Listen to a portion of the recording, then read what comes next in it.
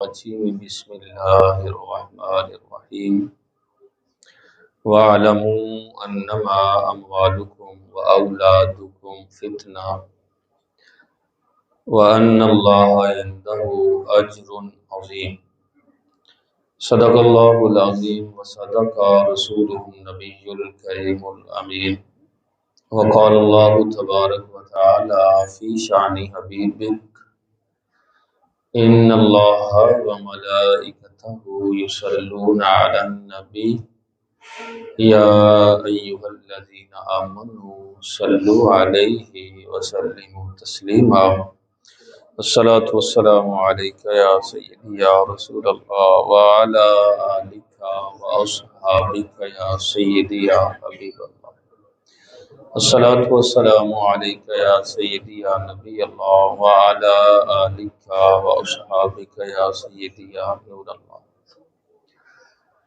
اللہ جل جلالہ واتم برہانہ واعظم شانہ کی حمد و ثنا اور حضور نبی رحمت شفیع امت مالک جنت صلی اللہ تعالی علیہ وآلہ وسلم کی ذات پر درود و سلام پڑھنے کے بے شمار فضائل و برکات ہیں۔ اللہ کے سونے محبوب نے ارشاد فرمایا، جب تم حالات کی چکی میں پس رہے ہو، تمہارا کوئی مددگار نہیں اور تم پریشان حال ہو چکے ہو، زندگی میں ایسے لمحے آ جاتے ہیں، ایسے موڑ آ جاتے ہیں، انسان بڑا پریشان ہو جاتا ہے۔ فرمایا پریشان نہ ہونا، مجھ پر درود و سلام پڑھنا، اللہ تمہارے لیے آسانیوں کے دروازے کھول دے گا، اللہ تمہاری مشکل کو آسانی میں بدل دے گا۔ اللہ تعالی ہم سب کو اپنی زندگی میں اس وظیفے کو پریکٹیکل لے کر آنے کی اور صحیح معنوں میں محبت کے ساتھ آقا کریم علیہ الصلوۃ والسلام کی ذات پر درود و سلام پڑھنے کی توفیق عطا فرمائے۔ اللہ رب العزت نے پارہ 9 ہے سورۃ الانفال کی آیت نمبر 28 میں ارشاد فرمایا، وَاعْلَمُوا جان لو، کیا جاننے کا کہا ہے، انما اموالکم، بے شک تمہارا مال، واولادکم، اور تمہاری اولاد، فتنہ ہے، وَأَنَّ اللَّهَ، اور بے شک اللہ، عندہ، اس کے پاس، اجر عظیم، بڑا ثواب ہے۔ اس آیت کے اندر مال اور اولاد ان دونوں کو فتنہ کہا اور فرمایا ثواب اللہ کے پاس ہے۔ فتنے کا مطلب ہوتا ہے آزمائش، امتحان، کہ اللہ رب العزت کی طرف سے یہ تمہارا امتحان ہے، کہیں ایسا نہ ہو کہ اس امتحان کے اندر تم بے احتیاطی کرو اور فیل ہو جاؤ۔ لہذا امتحان کے وقت جو ہے وہ بندے کو احتیاط کے دامن کو تھام کر چلنا چاہیے۔ دیکھیں نا، پچھلے سالوں میں کرونا تھا، یہ ایک فتنہ ہی تھا، آزمائش تھی، تو جناب کیسے SOPs پر عمل کیا جاتا تھا، ماسک لگانا ہے، ہاتھ ملانے سے بھی لوگ گراز کرتے تھے، دور رہتے تھے، جناب ڈسٹینس جو ہے وہ رہے۔ پورے ملک جو ہے اس آزمائش کی وجہ سے بند بھی ہوئے۔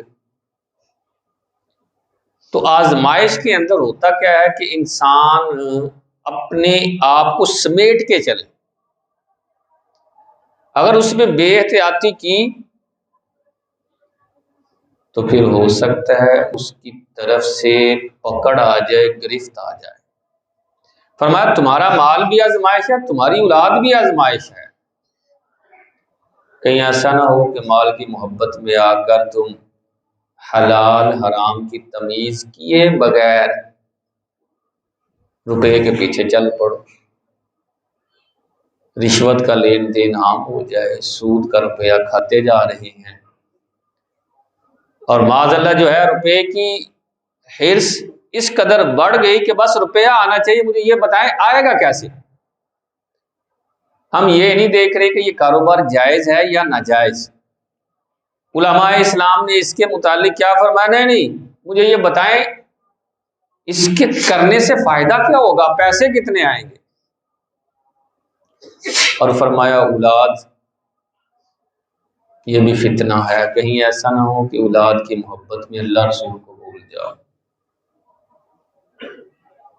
اولاد کی محبت میں اللہ رسول کو نہیں بھولنا، مال کی محبت میں اللہ رسول کو نہیں بھولنا۔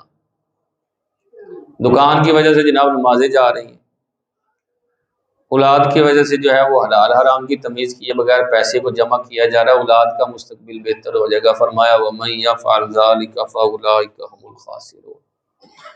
مال بھی جمع کر لو گے، اولاد بھی آ گئی، فرمایا وَمَن يَفْعَلْ، جو اس کی وجہ سے، ان دونوں کی وجہ سے بھول گیا اللہ رسول کو، تو فَأُولَٰئِكَ هُمُ الْخَاسِرُونَ، کائنات کے اندر سب سے زیادہ نقصان والے یہ بندے ہیں۔ ہم کہتے ہیں کامیابی بڑا یار، اس نے تو کوٹھی ڈال لی ہے، اس کے پاس گاڑیاں آ گئی ہیں جناب، اس نے ڈیفینس میں اپنے مکان بنا لیے ہیں، یہ تو کامیاب ہی بڑا ہے۔ اللہ فرما رہا ہے نہیں، سب سے زیادہ نقصان والا یہ ہے۔ بولا کامیاب کون ہے؟ فرمایا جسے اپنی بارگاہ میں سر جھکانے کی توفیق عطا فرماتا ہوں، وہ بندہ کامیاب وہ ہے یار۔ مال زیادہ کما لینا یہ کامیابی نہیں ہے۔ میں نے پتا ہے اب تو رشوت کا لین دین بھی عجیب طریقے سے ہے۔ ایک بندہ نا، وہ مطلب شناسا آدمی ہے، جاننے والا، پولیس میں تھا۔ میں کہا رشوت نہیں لیندے؟ وہ کہندا جی میں نا غریب آدمی کو نہیں لیندا۔ میں اللہ خیر کرے تے امیراں دی ذمہ داری اللہ نے تینوں دیتی ہے، انہوں نے ذرا سیدھا تو کرنا۔ عجیب مطلب ذہن بنا لیا میں غریبوں سے نہیں لیتا، میں امیروں سے لے لیتا ہوں۔ تو یہ بھائی حرام تو حرام ہی ہے۔ تمہارے اس کہنے کی وجہ سے اس کے اندر یہ تھوڑی ہے کہ وہ تمہارے لیے حلال ہوگا، ٹھیک ہے اس نے جو ہے وہ ظلم کر کے کمایا تو تم بھی جو ہے اس سے ظلم کر کے لے لو، نہ بھائی نہ۔ فتنوں کے وقت اپنے آپ کو بچانا ہے۔ اللہ اکبر۔ نبی کریم صلی اللہ تعالی علیہ وسلم نے ارشاد فرمایا فتنوں کا وقت آنے والا ہے صحابہ، ایسے فتنے آئیں گے، ایسے فتنے آئیں گے جیسے تمہاری چھت پر بارش کا پانی آتا ہے۔ یا رسول اللہ اس وقت وہ ہوگا کیا؟ پھر اتنے زیادہ فتنے، اتنے زیادہ فتنے، کئی رنگ کے فتنے، کئی جماعتیں اٹھ جائیں گی، کس طرح کے لوگ اٹھ پڑیں گے۔ یا رسول اللہ ہوگا کیا؟ فرمایا صحابہ بڑا مشکل وقت ہے، بندہ صبح کو مومن ہوگا، شام کو کافر ہو جائے گا۔ کتنا مشکل وقت ہے یار۔ فرمایا شام کو مومن ہوگا، صبح کو کافر ہو جائے گا، ایمان ہی چلے جائے گا اس کا ہاتھ سے۔ طرح طرح کے لوگ اٹھ رہے ہیں، رنگ رنگ کے لوگ اٹھ رہے ہیں، اور اللہ خیر کرے ایسا ذہن، ایسی زبان کا استعمال ہے، یوں سمجھ لیں یا ملمہ سازی ہے، جھوٹا آدمی بھی ایسا لگتا ہے یار یہ تو بڑا سچا لگ رہا ہے، اس سے سچا تو کوئی ہو ہی نہیں سکتا۔ نبی کریم صلی اللہ تعالی علیہ وسلم نے نا قیامت کے فتنوں میں سے ایک فتنہ یہ بھی فرمایا لوگ ایسی باتیں بیان کریں گے، ایسی حدیثیں سنائیں گے تمہیں جو تم نے پہلے نہیں سنی ہوگی، تمہارے باپ دادا نے بھی نہیں سنی ہوگی۔ اور ایسا کٹھن اور مشکل وقت آ جائے گا، لوگ پہلوں کو برا کہیں گے، بعد والے نا پہلوں پر تان کریں گے۔ یقین مانے آج ایسا ہی ہو رہا ہے۔ آپ ذرا پیچھے جائیں گے نا، پیچھے ایک نسل چھوڑ کر، دو تین نسلیں چھوڑ کر پیچھے جائیں گے تو عمومی طور پر ہمارے یہاں پاکستان کے اندر سنی اور یا رسول اللہ کہنے والے لوگ تھے، اور اہل بیت سے، صحابہ سے محبت کرنے والے لوگ، ختم درود ماننے والے، کرانے والے لوگ۔ بلکہ مجھے اپنا بچپن یاد ہے، والدہ صاحبہ جمعرات کا ختم مس نہیں ہونے دیتی تھی، ڈانٹ پڑتی تھی اچھی بلی، لیٹ ہونا نا مغرب سے، تانوں کیڑی فکر ہے اپنے مریاں دی، تسی اج ختم ہی نہیں دواندے تے کل نو تسی میرا کتھوں دعاؤ گے۔ ایسے لفظ، مشکل لفظ، مطلب ڈانٹ ڈپٹ والے۔ اور اب اس قدر نئی نئی باتیں آ گئی، نئے نئے لوگ آ گئے کہ عقیدہ ہی مشکوک کر دیا۔ وہ بات کہتے ہیں یار پتہ نہیں ختم کرنا چاہیے تھا. ایک بندہ میرے پاس آ کہنے لگا جی وہ یہ تو شرک نہیں ہے، یہ تو بدعت نہیں ہے. میں نے کہا وہ تو تمہارے والد صاحب بھی کیا کرتے تھے. تو خاموش ہو گیا. میں نے کہا پھر اگر یہ شرک ہے تو تمہارے والد صاحب کے لیے دعا کرنا جائز نہیں، وہ تو مشرک ہے. باپ دادا اور ہمارے اسلاف سارے کے سارے غلط ہو گیا، اب نئی تحقیقیں دین میں آ گئی نا. اور بھائی دین پرانا ہی اچھا ہے، نیا دین کی ضرورت نہیں ہے ہمیں. یہ 1400 سال سے جو چلا آ رہا ہے نا، جس پر صحابہ ہیں، تابعین ہیں، ہمارے اسلاف ہیں، بزرگ ہیں، وہی دین. لیکن سرکار نے فرمایا یہ فتنوں کا دور ہے، اس دور میں اپنے آپ کو بچانا ہے، اپنے آپ کو محفوظ رکھنا. پھر سرکار نے یاد رکھیں باقاعدہ طور پر نا احادیث کے اندر باب الفتن ہے مشکات المصابیح کے اندر سرکار کی احادیث کو علماء نے جمع کیا تو اس میں سرکار نے 72 فتنوں کا ذکر فرمایا ہے. کتنے؟ 72 فتنے. فرمایا پہلا فتنہ یہ ہوگا کہ لوگ نماز کو ترک کرنا شروع کر دیں گے. ایسا ہے کہ نہیں ہے؟ ایسا ہے کہ نہیں ہے؟ ہے نا. مطلب جمعے والے دن بھی وہی نمازی ہیں، اور اللہ خیر کرے ظہر اثر مغرب میں بھی وہی مسجد ہے، وہی بندے ہیں، لیکن جمعہ میں کیوں زیادتی ہے، ادروائز کیوں کمی ہے. ہمارے دوست احباب بھی کچھ ایسے ہی اللہ خیر کرے ان کو نماز کا او بہ جا تو ایڈا نمازی پڑھ لیں گے تو جڑا ہر وقت مسیطے ہی رہنا ہے. اچھی مطلب یہ نہیں کہیں گے یار ہاں اچھی بات ہے یار نماز پڑھنے چلتے ہیں یار، اچھا تم چل رہے ہو میں بھی تمہارے ساتھ چلتا ہوں یار ٹھیک ہے تم نے مجھے یاد دلا دیا. ایسا نہیں کہہ رہے ہوتے وہ کہتے ہیں یار کوئی گل نہیں نماز کو ضائع کرنا. اور اللہ خیر کرے بڑے فخر سے لوگ کہہ رہے ہوتے ہیں اب فجر نہیں پڑھی جاتی باقی پڑھ لینا جی. تو جو کاروباری آدمی ہو کہتے ہیں جی فجر تو پڑھ لیتا ہوں بقیہ 4 دکانداری میں ذرا پھر کی کریے جی، اور دنیا داری بھی تو ہے نا جی، پھر کی کریے جی دنیا داری بھی تو ہے. اللہ اکبر. اپنا ذہن بنے تو دکان بند بھی ہو سکتی ہے، اللہ رسول کا معاملہ ہے تو پھر دکان بند نہیں ہو سکتی. مری جانا ہو، یہ للان کے غام جانا ہو، سیر کے لیے جانا ہو، دوستوں کو ٹائم دینا ہو، ذرا بیٹھنا ہو ذرا، تو پھر دکان بند ہو سکتی ہے جی. اللہ رسول کے لیے تھوڑی ہونی ہے. اللہ اکبر. پھر ارشاد فرمایا قیامت کے فتنوں میں سے ایک فتنہ امانت کو لوگ ضائع کریں گے.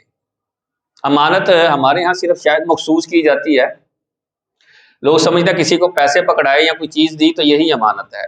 یہ بھی امانت ہے، منصب بھی امانت ہے. جو اللہ تعالیٰ نے منصب دیا نا کسی کو وہ منصب بھی امانت ہے، اور ہر بندہ کسی نہ کسی منصب پر فائز ہے. جس طرح افسر ہے تو ملازم ہے، افسر کو افسر والا منصب ہے اور ملازم کو ملازم والا منصب ہے. افسر کو پتا ہے میں نے کیا کرنا ہے اور ملازم کو پتا ہے میں نے کیا کرنا ہے. اگر ملازم ڈنڈی مار رہا ہے تو یہ بھی امانت میں خیانت کر رہا ہے، اور اگر افسر کر رہا ہے تو وہ بھی امانت میں خیانت ہی کر رہا ہے. ہمارے ہاں تو یہ ہوتا ہے سیاستدان کرے تو وہ برا کام ہے، ہم کریں تو پھر برائی نہیں ہے. میں ملازم ہوں نا، میں مزدور آدمی ہوں، میں مزدوری کے اندر جو ہے وہ ڈنڈی مار جاتا ہوں. سگریٹ پینے کے بہانے سے ہی جناب 2 گھنٹے جناب گزر رہے ہیں، گپ شپ لگ رہی ہے. دکان پر مالک ہے تو پھر میرے بیٹھنے کا انداز اور کام کرنے کا انداز اور ہے. جب مالک نہ ہو دکان پر تو پھر انداز اور ہو جاتا ہے. تو یہ بھی امانت میں خیانت ہے. ہم نے سمجھ لیا صرف پیسے دیں گے تو پیسے اگر کسی نے نہیں دیے تو وہ امانت میں خیانت، وہ بھی ہے. لیکن میں نے بتایا ہر بندہ ایک منصب پر ہے، جیسے باپ ایک منصب پر ہے، بیٹا بھی ایک منصب پر ہے، بیٹی ایک منصب پر ہے، ماں ایک منصب ہے. یہ ساری کوئی نہ کوئی بندہ کسی نہ کسی منصب پر ہے، اور جو اللہ نے اس منصب کے حق کو بیان کیا ہے، حقوق دیے ہیں، ان حقوق کو ضائع کرنا امانت میں خیانت کرنا ہے. اللہ اکبر. سونے محبوب نے فرمایا وَإِذِ اؤْتُمِنَ خَانَ، جب منصب کے اندر خیانت کی، جب امانت دی جائے تو وہ خیانت کرے، تو فرمایا کان منافقا خالصا وزعم انہ مسلما، فرمایا وہ منافق ہے اگرچہ اپنے آپ کو مسلمان گمان کرتا ہو۔ تو جو منصب ہے اس منصب کو پورا بھی کرنا ہے۔ اللہ اللہ اللہ۔ اس سے آگے فرمایا قیامت کے فتنوں میں سے ایک فتنہ یہ ہے کہ لوگ سود کھائیں گے معاذ اللہ، اور حلال کہہ کر کھائیں گے۔ یقین مانو یہ وقت آ گیا، لوگ سود دھڑا دھڑ کھا رہے ہیں، کوئی کسی قسم کی ٹینشن ہی نہیں۔ اپنی خواہشات کو پورا کرنے کے لیے لوگ سود رہے ہیں۔ گاڑی لے لی ہے جناب وہ بینک سے، وہ جناب وہ نا گھر بنانا تھا، ذرا پہلے ہی گھر ہے، ذرا اس کی لوکیشن اچھی کرنی تھی نا، ذرا ویل ڈریس کرنا تھا، اس کی فنشنگ جو ہے وہ اس پہ ذرا پیسہ لگانا تھا۔ اور اب تو نام بدل دیے نا، مطلب گناہوں کے نام بدل دیے ہوئے ہیں۔ سود جناب وہ انٹرسٹ ہے جناب، ہم جا کر باقاعدہ پوچھتے ہیں اس پر کتنا انٹرسٹ ملے گا، منافع کتنا ملے گا، پیسے جمع کروائے ہیں بینکوں میں، لوگ پیسے کھا رہے ہیں اس کے اوپر۔ فرمایا یہ فتنوں میں سے فتنہ ہے، اور یہ اتنا بڑا صحابہ فتنہ ہے، اتنا بڑا گناہ بھی ہے کہ این کی ہر راجل امہ، کہ مرد اپنی ماں کے ساتھ زنا کرے، اتنا گناہ اس کو نہیں ملتا جتنا سود کھانے والے کو ملتا ہے۔ کوئی ٹینشن نہیں، کوئی بات ہی نہیں، کیونکہ اب کوئی غریب آدمی ہمارے پاس آئے تو قرض لینے کے لیے ہم کہتے ہیں نہیں قرض نہیں ہے، اور پھر وہ بیچارہ سود لینے کے مجبور ہو رہا ہوتا ہے۔ تو ہونا تو چاہیے مسلمان آپس میں ایک دوسرے سے معاونت کرے، تعاون کرے، خیر خواہی، لیکن وہ خیر خواہی والا جذبہ کم ہوتا جا رہا ہے، مال والا جذبہ بیدار ہوتا جا رہا ہے۔ اللہ اکبر۔ اس کے آگے فرمایا سرکار نے، فرمایا لوگ جھوٹ کو ہنر بنا لیں گے، جو جتنا زیادہ سونا جھوٹ بولتا ہوگا نا اس کی اتنی زیادہ دکانداری چلتی ہوگی۔ ایسا ہی ہے، یہ ذرا اوکھا معاملہ ہے نا، سارے دکاندار بیٹھے رہے، اچھے نہیں شیر بھی نہیں ہلتا پہ، زبان تے دور دی گل ہے ایسا کہ نہیں ہے؟ جھوٹ کو ہنر بنا لیا، اور ایسی دکانداری، ایسی ملمہ سازی جناب، اتنی تعریفیں چیز کی، اتنی تعریفیں کہ جناب خریدنے والا کہتا ہے میں تو پتہ نہیں کہاں رہ گیا تھا اتنی دیر سے، مجھے پتہ ہی نہیں تھا یہ چیز۔ ہمارے اسلاف کا تجارت کا انداز پتہ کیا ہوتا تھا؟ امام اعظم علیہ رحمہ کپڑے کے تاجر تھے، تو کپڑے کی دکان پر نا ایک ساتھ بچہ رکھا ہوا تھا، تو کسٹمر سوٹ لینے آیا، کپڑا لینے آیا، تو اس نے کپڑا کھولتے ہوئے کہا واہ سبحان اللہ کیا خوبصورت کپڑا ہے۔ آپ نے فرمایا تھان باندھ کر ادھر رکھ دیں۔ کسٹمر نے کہا حضرت میں نے لینا، کہا نہیں ہم نے دینا ہی نہیں۔ کہا ہوا کیا ہے؟ کہا اس نے بیچنے سے پہلے، تمہارے خریدنے سے پہلے اس نے تعریف کر دی، اور ہو سکتا ہے اس کی تعریف میں آ کر تم دھوکہ کھا جاؤ۔ میں مسلمانوں کو دھوکہ نہیں دے سکتا، ہماری تو یہاں دکانداری تعریف سے شروع ہوتی ہے، اور جو جتنا زیادہ جھوٹ بولتا ہے نا وہ اتنا زیادہ بڑا دکاندار ہے، اور ہم اس کو سیانہ آدمی کہہ رہے ہوتے ہیں یار دکانداری کرنی آتی ہے، اسے چیز بیچنی آتی ہے، یہ مٹی کو سونا بنا دیتا ہے۔ اللہ اللہ اللہ، بک جائے گی چیز، تھوڑے سے نفع کی وجہ سے آپ اپنا بڑا نقصان کر رہے ہیں۔ کتنا نفع یار، 2-4 ہزار لاکھ، آخرت کے مقابلے میں یہ کروڑ بھی تھوڑے ہیں۔ 10 کروڑ بھی اگر منافع ہو بالفرض، خراب بھی آ جائیں، لیکن یہ ہمیشہ تو رہنے والے نہیں، آخرت میں نقصان ہوگا۔ سرکار نے فرمایا فتنے میں لوگ جو ہے وہ جھوٹ کو ہنر بنا لیں گے۔ اللہ اللہ۔ اس سے اگلی بات فرمایا فتنے کے دور میں لوگ دین بیچ کر دنیا کمائیں گے، قرآن پڑھ کر پیسے لیں گے۔ آج بک نہیں رہی نعت، آج بک نہیں رہی تقریر، 20,000 کی نعت بک رہی ہے تو 50,000 کا بیان بک رہا ہے۔ جناب پہلے سے ہی بکنگ ہوتی ہے، حضرت آئیں گے؟ جی آؤں گا، لیکن وہ میرے اکاؤنٹ میں پہلے پیسے لگوا دو۔ پیسے نہیں لگوانے تو نہیں، پھر اللہ حافظ، پھر ٹائم نہیں ہے میرے پاس۔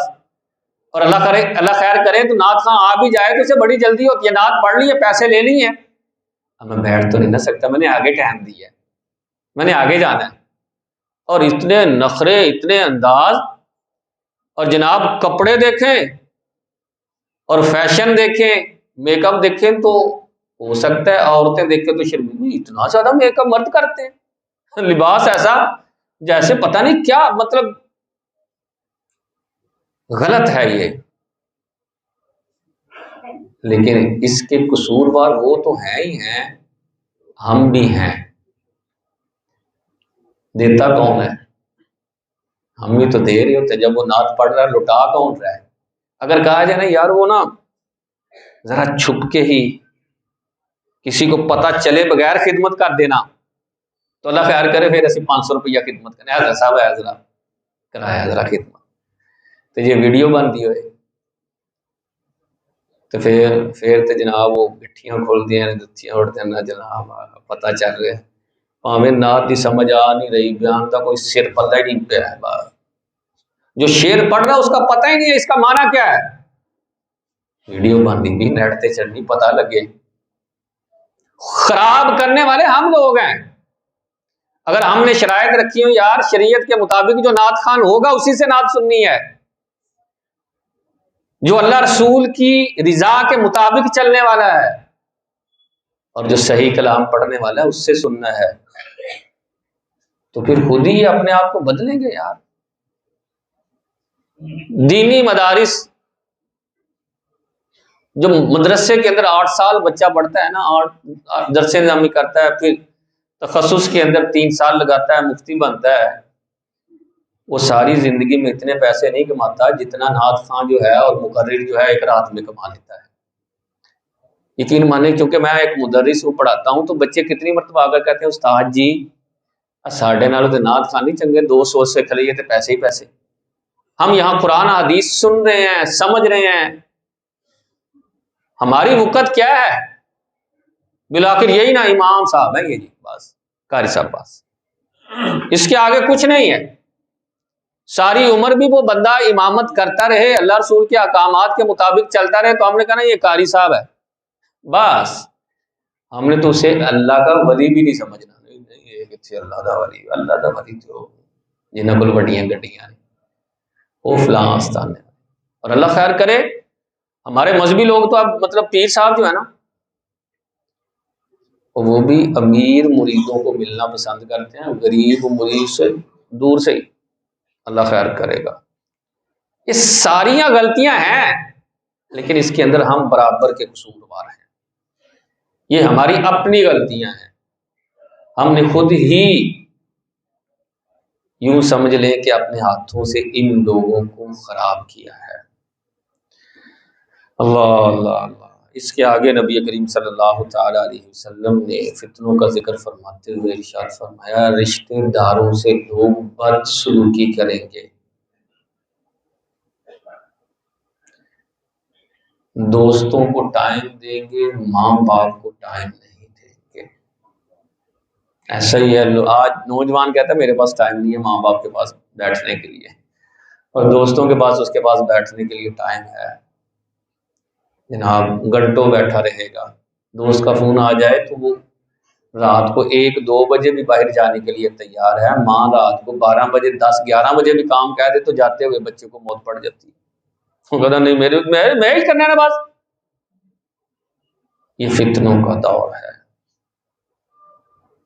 فرمایا کیفیت اور حالت سرکار نے اس کے آگے فرمایا یہ ہوگی کہ بچہ بندہ ماں باپ کی نافرمانی کرے گا اور بیوی کی فرما برداری کرے گا، ایسا ہی ہے جڑے نہیں نہ بول دے، مجھے لگتا فرما برداری کر دے، بول دے نہیں تو جی بھائی، ایسا ہے کہ نہیں؟ اب یہ حالات ہو گئے۔ نبی کریم صلی اللہ تعالی علیہ وسلم نے تو اس سے آگے والی بات فرمایا لعنت ہے اس پر اللہ کے محبوب عمومی طور پر ایسے کلمات ارشاد نہیں فرماتے تھے، فرمایا لعنت ہے اس پر اللہ کی، ملائکہ کی اور سارے لوگوں کی جو اپنی بیوی کو اپنی ماں پر ترجیح دیتا ہے۔ اور بعض لوگ سیانے آدمیوں کہتے ہیں جی اسی برابر برابر چلنے پہ ہیں، بیوی کو حقوق اس کے دے رہے ہیں، ماں کو برابر برابر ہم لے کر چل رہے ہیں۔ تو بھائی برابری کا نہیں، ماں کو فوقیت دینے کا کہا ہے، ماں کی فضیلت زیادہ ہے، برابری کا نہیں ہے۔ اللہ اکبر۔ پھر اس کے آگے کیا فرمایا سونے محبوب نے؟ فرمایا قیامت کے فتنوں میں سے ایک یہ فتنہ ہے، لوگ گانے والی عورتوں کی تکریم کریں گے، انہیں پروٹوکول دیں گے اور دین داروں سے لوگ دور ہو جائیں گے۔ ایسا ہی ہے گانے والی عورت۔ آج آپ دیکھ لیں سوشل میڈیا پر میں اور آپ کہاں ہیں، ہم دیکھ کیا رہے ہوتے ہیں؟ اللہ خیر کرے مولوی صاحب کی تقریر آ جائے تو فوراً اٹھتے ہوں ہے، اور ڈانس آ جائے، گانا آ جائے تو ہم پورا اس کو سن رہے ہوتے ہیں۔ یہ وجہ کیا ہے؟ تقریر بھی ہے جناب، یہاں کوئی پتہ چل جائے نا، میں یہاں کوئی مشہور اداکار آ جائے شالامار چوک میں تو اللہ خیر کرے ہمارے نوجوان اتنے دیوانے ہیں وہ زیارت کرنے چلے جاتے ہیں۔ کوئی کرکٹر آ جائے، کوئی اداکار آ جائے، پتہ چلے نا کوئی عالم دین، اچھا یار ٹھیک۔ علماء کے تو بارے میں پتہ ہی نہیں۔ اور اللہ خیر کرے ہم جہاں رہتے ہیں اب یہاں یہ حالات ہو چکے ہیں کہ یہاں گانے کی قدر ہے، ڈانس کی قدر ہے، علم علماء کی کوئی قدر نہیں۔ چاہے دنیاوی ہی علم ہے، ایک بچہ جس نے جناب گریجویشن کی، بڑی بہترین آگے بھی پڑھا ہے اور بڑا بہترین کمال درجے کا پڑھ رہا ہے، ہمیں اس کے بارے میں نہیں پتا ہوگا، اللہ خیر کرے کرکٹ کے سارے کھلاڑیوں کے نام آتے ہوں گے، اس کے بارے میں کوئی نہیں پتا جس نے ساری زندگی گویا کہ اپنی وقف کی ہے یار، چاہے دنیاوی تعلیم ہی حاصل کی ہے۔ ہمارے ہاں ہنر کی قدر نہیں ہے، علم کی قدر نہیں ہے، اور ہم ہیں وہ لوگ جو قدر نہیں دے رہے۔ ہمارے ہاں تو شاید اتنی ڈاکٹر کی قدر نہ ہو جتنی ڈانسر کی قدر ہوتی ہے۔ اب یہ ماحول ہو چکا ہے۔ یہ فرمایا زکوٰۃ دینا لوگوں پر بوجھ بن جائے گا۔ یقین مانے بڑے سارے فون آتے ہیں، حضرت یہ اس طرح فون سے پتہ چل رہا ہوتا ہے کہ وہ کہہ رہے ہیں کہ کسی طرح آپ کہہ دیں کہ زکوٰۃ نہیں ہے، نہیں تیرے ہوتے زکوٰۃ نہیں ہے، مطلب وہ انداز اچھا اس طرح ہوتے ہیں، اس طرح کر لیے، وہ سوال سے صاف پتہ چل رہا ہوتا ہے یہ کہہ رہا ہے یار کسی طرح کہہ نہ دیں یہ زکوٰۃ نہیں ہے، کوئی گل نہیں بھائی، اللہ نے دیا ہے تو اس کی راہ میں دینا چاہیے۔ تو یہ فتنوں کا ذکر تھا، ان فتنوں سے اپنے آپ کو محفوظ کرنا ہے، کہیں ایسا نہ ہو ان فتنوں کی راہ میں بہہ جائیں۔ تو فرمایا جب تم بہنے لگو گے، سرکار نے فرمایا پھر زلزلے آئیں گے، تیز آندیاں چلیں گی، تم سے بعض لوگوں کو زمین کے اندر دنسا دیا جائے گا، بعض لوگوں پر آسمان سے پتھر برسائے جائیں گے۔ تو اپنے آپ کو محفوظ کرنا ہے، بچانا ہے۔ اللہ رب العزت ہم سب کو قرآن و سنت کا فہم عطا فرمائے۔ آخر میں جو ہے یہ صدقہ فطر کے حوالے سے سماعت کر لیں، کیونکہ بڑے سارے لوگ صدقہ فطر کے متعلق پوچھ رہے ہیں کہ صدقہ فطر کتنی ہے۔ صدقہ فطر جو ہے آقا کریم علیہ الصلوۃ والسلام نے مختلف بیان فرمائے ہیں، جو کے اعتبار سے، گندم کے اعتبار سے، کشمش اور کھجور کے اعتبار سے۔ اب ہر بندے پر اس کی حیثیت کے مطابق ہے، جو کے اعتبار سے 350 ہے، اور گندم کے اعتبار سے 350 ہے، اور جو کے اعتبار سے 800 ہے، کھجور جو درمیانی ہے وہ 2400، اور جو اعلیٰ ہے جس طرح اجوا ہے، عوالی مدینہ کی اجوا وہاں 14,500 ہے، اور جو کشمش ہے اس کی 5600 ہے۔ اب جیسی اللہ تعالیٰ نے آپ کو جو ہے وہ توفیق دی ہے، اگر صرف آپ روٹی کھاتے ہیں، سالن میسر نہیں تو ٹھیک ہے 350 دے دیں، سالن وغیرہ ساتھ کھا لیتے ہیں تو 800 دے دیں، اگر ساتھ مہینے میں ایک آدھ مرتبہ گوشت بھی پک جاتا ہے یار تو پھر جو ہے وہ کوشش کریں گے 2400 دے دیں۔ اور اگر جب دل چاہتا ہے، جو دل چاہتا ہے آپ کھاتے ہیں، برگر کو دل کیا برگر کھا لیا، شوارمے کو دل کیا شوارما کھا لیا، کڑھائی کو دل کی کڑھائی کھا لی، تو پھر 14,500 بھی تو دینا بنتا ہے یار۔ کیوں ڈرتے ہیں ہم اللہ تعالیٰ کی راہ میں دینے سے؟